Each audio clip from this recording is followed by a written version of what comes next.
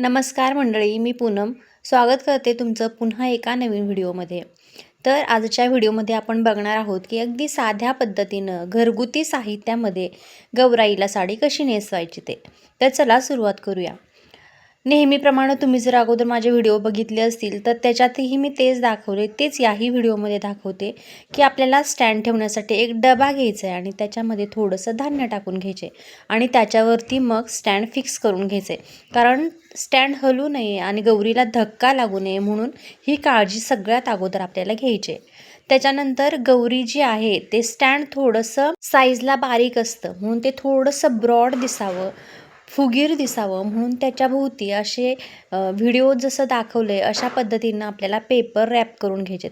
Paper थोडेसे फुगतात म्हणून पहिले तर पेपर बांधून घ्यायचे आणि त्याच्यानंतर आपल्याला घरात जी असेल ती एखादी साडी जी तुम्ही कधीही वापरत नाही आहात तर अशी एखादी साडी किंवा नवीन बेडशीट जर असेल तर ते बांधून घ्यायचं आहे. म्हणजे कसं आपला जसा लूक दिसतो की कमरेमध्ये थोडंसं जाड आणि खाली पातळ असा भाग आपल्याला करून घ्यायचा आहे. तर त्याच्यासाठी हे सगळं असं व्यवस्थित बांधून घ्यायचं म्हणजे आपली गौराई व्यवस्थित दिसेल आणि तिचा शेप व्यवस्थित येईल म्हणून. तर आता साडी नेसवायला घेताना कधीही पहिल्यांदा आपल्याला पदर करून घ्यायचा असतो. ही टिप सगळ्यात महत्त्वाची आहे की पदर करून घ्यायचा. आता बरीचशी लोकं सांगतात की थोड्या थोड्या अंतरावरती चिमटे लावा किंवा पिणा लावा, पण ही जी पद्धत आहे ती अगदी सोपी आहे. जशी आपण घरी साडी नेसतो अशा पद्धतीनं मी तुम्हाला सांगते आहे की जसं आपण आपल्या साडीचा पदर करतो असा पहिले तर पदर करून घ्यायचा.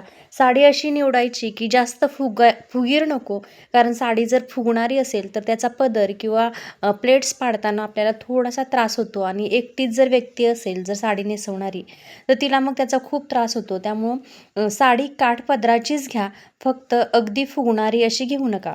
त्याच्यानंतर जेवढा पदर पाहिजे त्या ठिकाणी आपल्याला पिन लावून घ्यायचे. प्रॉपर फिनिशिंग पाहिजे असेल तर थोड्या थोड्या अंतरावरती तुम्ही पिना लावू शकता. त्या पद्धतीचा व्हिडिओही आपल्या यूट्यूब चॅनलवरती येणारच आहे. पण मी अगदी दाखवते की अगदी साध्या पद्धतीनं आणि घरगुती साहित्यात कमी वेळात आपण गौराईला साडी कशी नेसवायची ते. आणि हा जो पदर आहे तो तुम्हाला विस्कटल्यासारखा वाटेल, पण तो आपल्याला डोक्यावरती घ्यायचा असतो. त्यामुळं पाठीमागच्या पदराचं काहीही टेन्शन येत नाही. आता आपण जशी साडी नेसतो तसा नेसूचा पदर हा आपल्याला स्टँडमध्ये व्यवस्थित खोवून घ्यायचं आहे. स्टँडची साईज काय आहे किंवा हाईट काय आहे या पद्धतीनं तुम्ही पदर फिरवून घ्यायचा आणि आपण जशी साडी नेसतो तसा त्याच्यामध्ये खोचून घ्यायचा. जर तुमच्या स्टँडची साईज ही छोटी असेल तर साडीची वरच्या बाजूने तुम्ही थोडीशी घडी घालू शकता आणि त्याच्यानंतर तुम्ही त्याच्यामध्ये खोवू शकता किंवा डायरेक्ट बांधलं. जर तुमचं स्टँडचं वरचं जे तोंड आहे तर ते छोटं असेल, त्याच्यामध्ये जी बॉडी असेल ती बसणारी नसेल तर इथं बांधलं तरीही चालतं, कारण तो भाग शेवटी पदरामध्ये लपून जाणार आहे. त्यामुळं जसं तुमच्याकडं स्टँड असेल तशा पद्धतीने तुम्ही खोचून घ्या किंवा बांधून घ्या. त्याच्यानंतर पदर फिरवून घ्यायचा आणि आता सगळ्यात महत्त्वाची गोष्ट ती म्हणजे साईडचा काठ काढणं. तर आपण आपल्या साडीला काठ काढतो तसा पाठीमागच्या साईडनी काठ फिरवून घ्यायचा आणि व्हिडिओ दाखवले अशा पद्धतीनं आपल्याला खालच्या बाजूने साडी थोडी थोडी खेचून वरती घ्यायची आणि इथे हे बघा अशा साईडला पिना प्लेट्स पाडून घ्यायचेत. मी पुन्हा एकदा दाखवते बघा.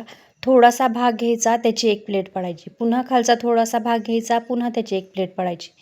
ज्यावेळी तुम्ही असं फिनिशिंग करता, ज्यावेळी साईडचं फिनिशिंग प्रॉपर असतं ना त्यावेळी गौरीचा लूक अगदी परफेक्ट येतो. त्यामुळे ही सगळ्यात महत्त्वाची टिप आहे. त्यामुळे ही लक्षात ठेवा की डायरेक्ट पदरला पिन लावू नका. अशा पद्धतीनं साईडनं फिनिशिंग करून घ्या आणि त्याच्यानंतर बरोबर सेंटरला एक पिन लावून घ्या. तर आता पिन आपण एकच वापरले बघा. त्याच्यानंतर आपल्याला निर्या करून घ्यायच्यात. तर निर्या एकसारख्या असाव्यात आणि छोट्या साईजची किंवा मोठ्या साईजची अशा करू नका. एकसारख्या आकाराच्या मोठ्या मोठ्या निर्या करायच्या. त्या तुम्ही खोचून द्या किंवा या पदराच्या खाली जो आपण पदर घेतला आहे त्याच्या खाली बांधलं तरीही चालतं, कारण या पदरामुळं तो भाग काही दिसत नाही. त्याच्यानंतर जो छातीवरचा भाग आहे तर तिथंही व्यवस्थित सेट करून घ्यायचं. थोडेसे आपण आपल्या साडीला करतो अशा पद्धतीनं तिथंही प्लेटा अरेंज करून घ्यायच्या आणि त्याच्यानंतर आपल्याकडं जी काही ज्वेलरी आहे तर ती साडीला घालायची आहे. त्याच्यात सगळ्यात अगोदर महत्त्वाची गोष्ट करून घ्यायची ती म्हणजे निर्या.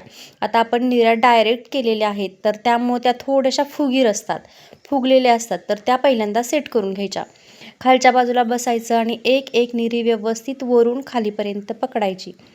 त्याच्यासोबतची दुसरी निरी, तिसरी निरी अशा पद्धतीनं सगळ्या निऱ्या एकसारख्या पकडून खाली थोड्याशा जी किनार असते ना, तर ती किनार अशी चुरगळायची. आपल्याला वाटतं की साडी चुरगळल्यागत दिसेल, पण चुरगळत नाही साडी. फिनिशिंग प्रॉपर येतं आणि ती फुगत नाही. तर अशा पद्धतीनं तुम्ही खालचा ज्या निऱ्या आहेत तर त्या सेट करून घ्या. साईडचा भागही व्यवस्थित सेट करून घ्यायचा आणि साईडचं जे फिनिशिंग आहे तर तेही प्रॉपर झालं आहे का एकदा चेक करून घ्या. शक्य असेल तर इथं तुम्हाला जर एखादी पिन लावायची गरज वाटली की इथं पिन लावावी लागते किंवा साडी खूप फुगते, तर या ठिकाणी तुम्ही पिन लावू शकता. हे बघा आता साईडनी किती छान लूक आला आहे. तर याच्यासाठी मी जी मगाशी सांगितली ती ट्रिक नक्की वापरा. कारण हीच मेन गोष्ट असते की ज्याच्यामुळं साडी ही चांगली दिसत असते. तर अगदी सोप्या पद्धतीनं कशी साडी नेसवायची, अगदी 2 ते 5 मिनिटात तुम्ही अशा पद्धतीनं गौरीला साडी नेसवू शकता. सगळ्यांनाच घरी वेळ असतो असंही नाही. काही गावाकडे लोकं असतात की त्यांना वेळ नसतो. तर त्यांच्यासाठी हा मी व्हिडिओ घेऊन आलेली आहे. तर व्हिडिओ नक्की बघा. हे बघा पुन्हा एकदा बघून घ्या की खालून वरतीपर्यंत मी कशी साडी नेसवलेली आहे.